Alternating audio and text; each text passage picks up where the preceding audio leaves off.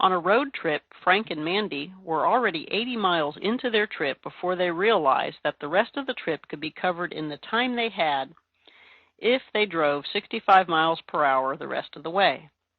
Write the total distance for their trip as a function of time in hours. If their total trip was 275 miles, how many more hours will they drive? All right, so we already know that they already drove 80 miles before they realized that they can complete their trip in the allotted time if they drove 65 miles per hour.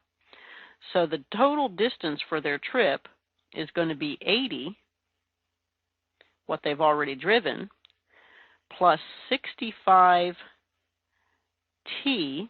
where t is the number of hours that they drive, because their distance that they drive on the rest of the trip is going to be their rate, 65 miles an hour, times their time, t. So this is the function for distance. Now it says if their total trip was 275 miles, how many more hours will they have to drive? So the total distance, d, is 275. So plug this into our equation. 275 equals 80 plus 65t. So subtracting 80 from both sides, we get 195 is equal to 65t.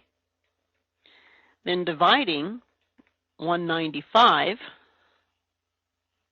by 65, we get that t is equal to 3. So they will have to drive 3 more hours.